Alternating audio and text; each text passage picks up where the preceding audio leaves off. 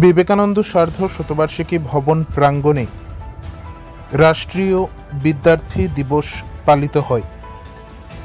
৯ জুলাই মঙ্গলবার সকাল আনুমানিক ৮টা নাগাদ উত্তর ত্রিপুরা জেলার জেলা সদর ধর্মনগর শহরের বিবেকানন্দ সার্ধ শতবার্ষিকী ভবন প্রাঙ্গণে রাষ্ট্রীয় বিদ্যার্থী দিবস পালিত হয়, যেখানে বিবেকানন্দ সার্ধ শতবার্ষিকী ভবন প্রাঙ্গণে পতাকা উত্তোলন করে রাষ্ট্রীয় বিদ্যার্থী দিবস পালন করে এবিভিপির সকল সদস্যরা। উপস্থিত ছিলেন ডক্টর সুমন অধিকারী, অখিল ভারতীয় বিদ্যার্থী পরিষদের রাজ্য সহ সভাপতি, ডক্টর রঘুনন্দন দাস, বিভাগ প্রমুখ, দেবাঞ্জন গাঙ্গুলি, জেলা কোঅর্ডিনেটর এবিভিপির রাজ্য সম্পাদক সঞ্জিত সাহা সহ অন্যান্য কার্যকর্তারা।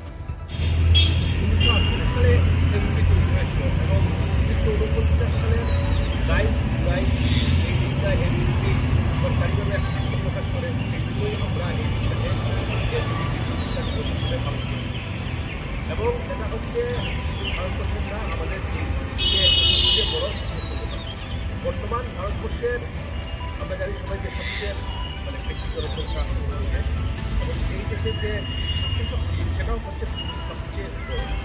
এবং এই ছাত্রশক্তিকে নতুন শিক্ষা দেখাচ্ছে অখিল ভারতীয় বিদ্যার্থী পরিষদ। অভিষেক যেটা বললেন, জ্ঞান, চরিত্র এবং একতা এবং ব্যক্তি নির্মাণের মধ্যেই রাষ্ট্র নির্মাণ।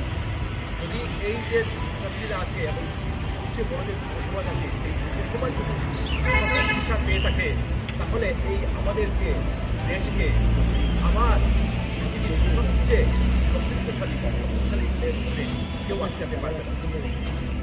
আমরা জানি যে এবছর ত্রিপুরাতে অখিল ভারতীয় বিদ্যার্থী পরিষদ 1 লক্ষ সংখ্যা দিয়েছে, টার্গেট দিয়েছে মেম্বারশিপ করা। যেসব তোমরাও তো জানো, যেসব ছাত্রছাত্রীরা এখনও যে অখিল ভারতীয় বিদ্যার্থী পরিষদ সম্পর্কে জানে না, কলেজেও আমরা দেখি করতে গেলে ভবিষ্যৎ জীবনে অনেক কাজ রয়েছে। রবীন্দ্র বললেন যে আজকে ভারতবর্ষের যে বিশাল বিশাল পদ, রাজ্যপাল থেকে শুরু করে ভারতবর্ষের কেন্দ্রীয় মন্ত্রী থেকে শুরু করে অনেক রাজ্যের মুখ্যমন্ত্রী থেকে শুরু করে অনেক বড় বড় আমলা, এই সবাই কিন্তু এউপির সদস্য ছিলেন। কে কোন পদে ছিলেন এটা না, সবাই কিন্তু একটাই পরিচয়, অখিল ভারতীয় আমরা যদি প্রতিদিন বেশি না, আধা ঘন্টা থেকে 1 ঘন্টা সময় দিতে পারি এই সংগঠনকে, তাহলে কিন্তু সংগঠিত অনেক কিছু শিখবো, আর কিছু আমাদের কার্যক্রমে শিখতে তাহলে ভালো লাগবে। এই দিকটা আমাদের মাথায় রাখতে হবে যে আমরা যেগুলো আরও প্রোগ্রাম করবো, সেগুলো কার্যকর্তা অংশগ্রহণ করতে পারি। সবাইকে নমস্কার জানিয়ে